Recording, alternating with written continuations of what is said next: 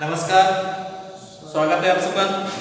तो पिछले क्लास में हमने गद्य भाग से जो दूसरा पाठ है युवाओं से, उस पाठ को शुरू किया था। लेखक परिचय, लेखक हैं इसके स्वामी विवेकानंद।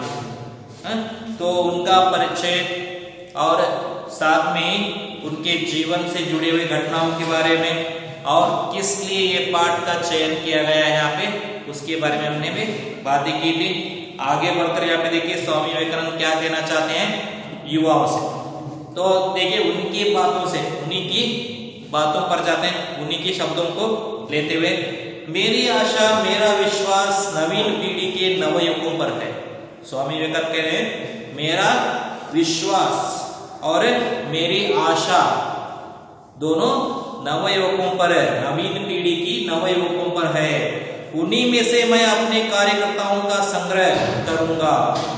मतलब क्या है, जो नवीन पीढ़ी है, नवयुवक जो है, उन्हीं में से कुछ लोगों को लेकर वो अपने कार्यकर्ताओं के रूप में संग्रह करेंगे। वे सिंह विक्रम से देश की यथार्थ उन्नति संबंधी सारी समस्या का समाधान करेंगे। वो क्या करेंगे, अपने सिंह बल से, सिंह विक्रम यानी कि सिंह बल, जो ताकत एक शेर में होता है या एक बाघ में होता है, वो ताकत को लेकर वो क्या करेंगे, आगे बढ़कर देश की उन्नति से संबंधित सारी समस्याओं का समाधान करेंगे। वर्तमान काल में अनुष्ठेय आदर्श को मैंने एक निर्दिष्ट रूप में व्यक्त कर दिया है और उसको कार्यान्वित करने के लिए मैंने अपना जीवन समर्पित कर दिया। तो वर्तमान काल में जो आचरण करने वाले आदर्श हैं, जो कर सकते हैं या करने वाले वो या रेगुलरली जो कर रहे हैं, उन आदर्शों को मैंने एक निर्दिष्ट रूप में व्यक्त कर दिया है और उसी को लेकर आगे बढ़कर लोगों में उसको करने का एक अनुपम संदेश देने के हेतु अपने पूर्ण जीवन को समर्पित कर दिया है। वो क्या कर रहे हैं, अपना जीवन लोगों तक पहुंचाना। क्या पहुंचाना, कि कैसे उनको रहना है, कैसी संस्कृति को अपनाना है, वही बताने के लिए अपने पूर्ण जीवन को समर्पित किया है। एक कह सकते हैं हम लोग सन्यासी, लेकिन यहाँ पे सन्यासियों को दो रूप में देखते हैं। मेरे मुताबिक असल सन्यासी कौन है, मैं कहूँगा स्वामी विवेकानंद। असल सन्यासी कौन है, मैं कहूँगा रामकृष्ण परमहंस। क्यों? क्योंकि अब के जो सन्यासी हैं वो देश की मोह माया में पड़े रहते हैं, सभी तरह के झंझटों में पड़े रहते हैं, वो कभी उनको त्याग नहीं पाते।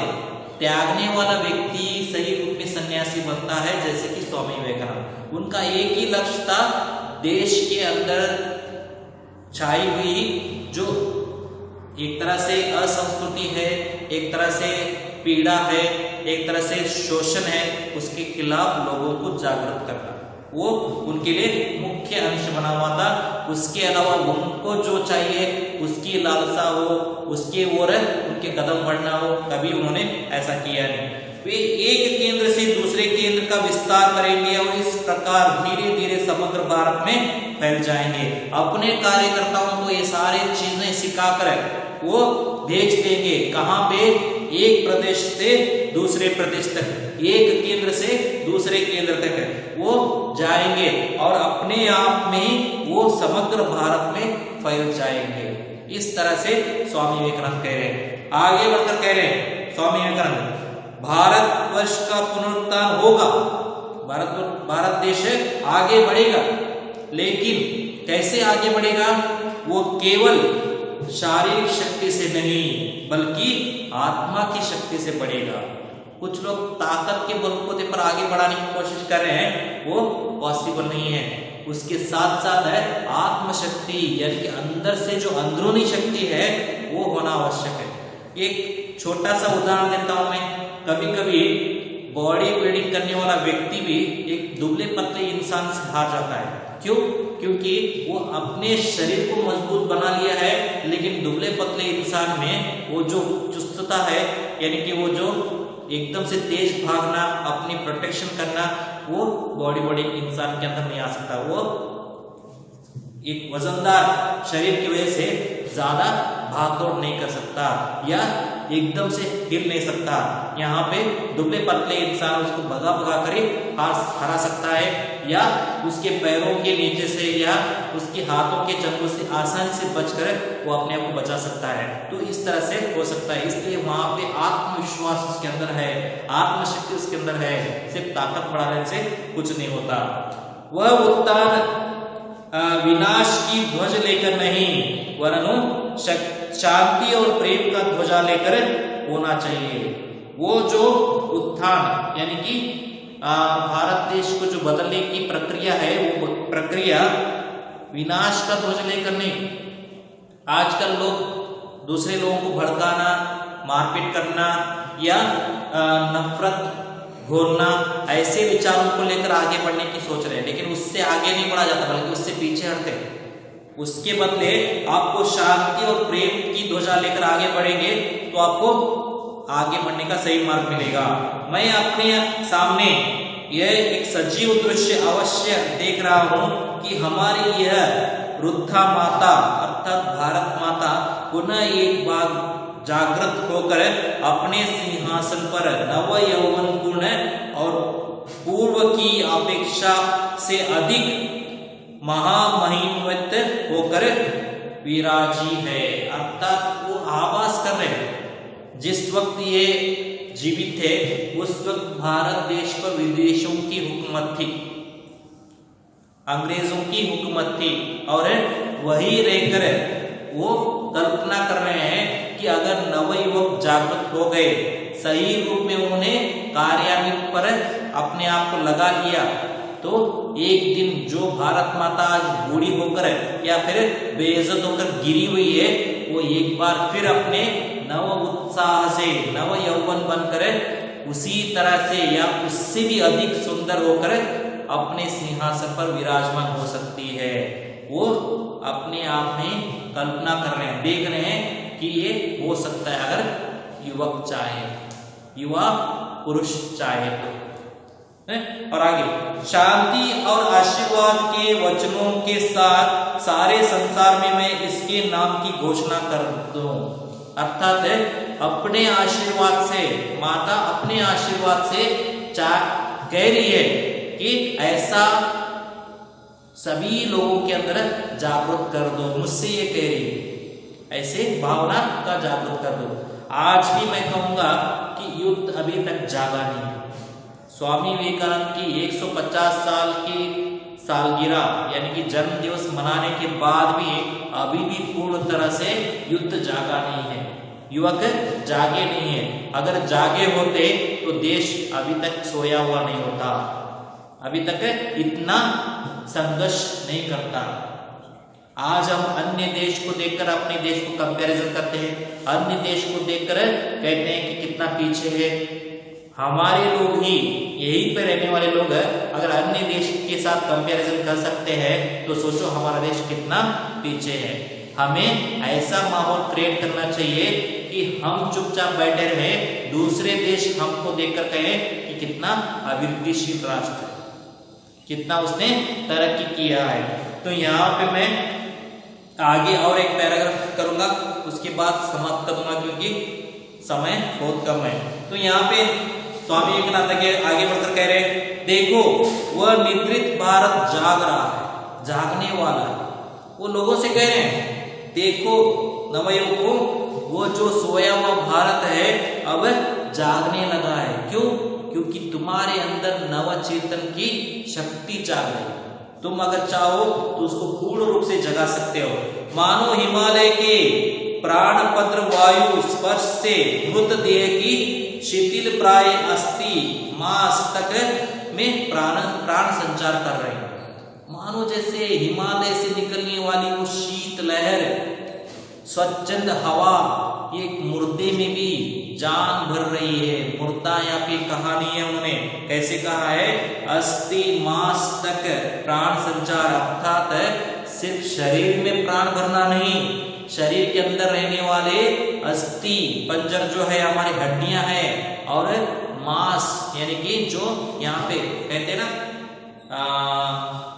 एक तरह से गोश्त कहते हैं हम उर्दू भाषा में, अगर इंग्लिश में कहना हो कि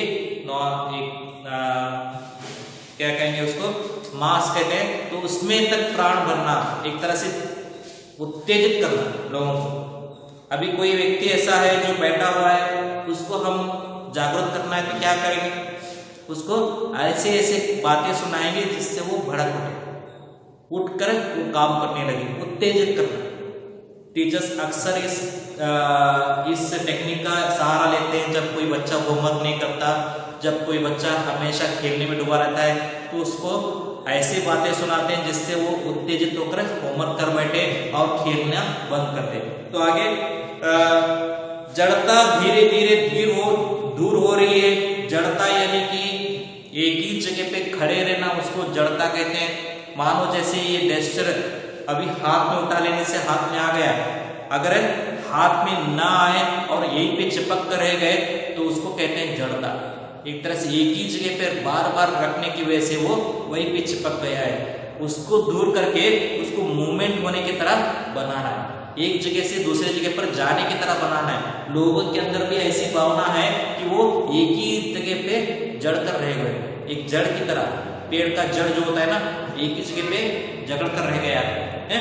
और जो अंधे हैं वे ही देख नहीं सकते, जो विकृत बुद्धि है वे ही समझ नहीं सकते।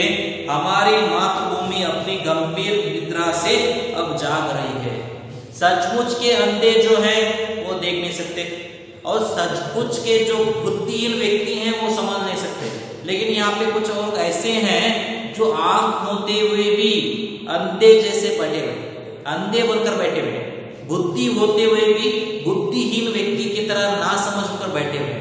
मतलब उनके अंदर अगर जागरूकता भर देंगे और दिखा देंगे कि भारत माता अपनी गंभीर निद्रा से, यानी कि अपने बदलाव को शुरू कर चुकी है, बदलने का प्रभाव शुरू कर चुकी है, तो वो भी जाग उठेंगे और वो भी आगे बढ़कर कार्य करेंगे। मैं यहाँ पे नहीं कहूंगा कि अंधे व्यक्ति किसी काम के नहीं है, यहाँ पे ये भी नहीं कहूंगा बुद्धिमान व्यक्ति किसी काम के नहीं है। हमसे ज्यादा गुणवान व्यक्ति वो लोग होते हैं, क्योंकि यहाँ पे मैंने कई सारे टीवी सीरियल्स में या टीवी एडवर्टाइजमेंट्स में या न्यूज टेलीकास्ट में देखा है कि अंधे व्यक्ति के द्वारा क्रिएट की गई वस्तु हमारे हाथों से तो हो ही नहीं सकती। एक बुद्धिमान व्यक्ति करने वाला कार्य हम नहीं कर सकते, मतलब है उससे भी गए गुजरे हम लोग हैं, मतलब उतने ही बेकार लोग हम लोग हैं। उससे हटकर आगे बढ़िए कहकर स्वामी विवेकानंद समझा रहे हैं। अब कोई उसे रोक नहीं सकता, भारत माता को आगे बढ़ने से कोई नहीं रोक सकता, क्योंकि युवा पीढ़ी अभी जागरूक हो चुकी है। कोई बाह्य शक्ति इस समय उसे दबा नहीं सकती। कोई बाह्य शक्ति यानी कि बाहर की शक्ति, जिस तरह से अंग्रेजों ने उस पर कब्जा किया था, उस तरह की शक्ति अब उसे अपने ऊपर कब्जा जमाने नहीं देगी। क्यों? क्योंकि हम लोग अभी जागरूक हो चुके हैं। पहले मूर्ख थे, उन विदेशियों को आने दिया और यहीं पे उनको राज करने दिया, लेकिन अब हम होशियार हो चुके हैं, पता है विदेशी कैसे हैं, उनको हम रोक के रखे हुए हैं। क्योंकि यह असाधारण शक्ति का देश अब जागकर खड़ा हो चुका है। क्योंकि ये देश कैसा है? असाधारण शक्ति का देश है, जिसके अंदर खुद पता नहीं है कि कैसी शक्ति बसी हुई है। अगर हम कहें कि भगवान ने मनुष्य को बनाया है तो कुछ सोचकर ही बनाया होगा, और असीम शक्ति का वरदान भगवान ने मनुष्य को दिया है। हम अपने आप को ही कमजोर समझकर, हम अपने आप को ही निर्बल समझकर पीछे रह जाते हैं, और ये सोचिए कि भगवान ने हमारे अंदर पूर्ण तरह से शक्ति डालकर भेजी है। हम कोई भी कार्य को कठिन नहीं समझ सकते, हम चाहे किसी भी कार्य को कर सकते हैं, कोई भी कार्य को कर सकते हैं। तो ऐसे में तो भारत देश कैसे पीछे रह सकता है? भारत देश के लोगों में अगर ऐसी शक्ति है तो भारत देश के अंदर कैसी शक्ति हो सकती है, वो बताने का प्रयत्न कर रहे हैं। यहाँ पे 3 पैराग्राफ हो गए हैं। आपको मैंने PDF भेजा है टेक्स्ट बुक का, उसको ओपन कीजिए, दोबारा इस पाठ को पढ़िए, क्योंकि बिना पढ़े आप सिर्फ कहानी की तरह सुनते रहेंगे तो समझ में नहीं आएगा।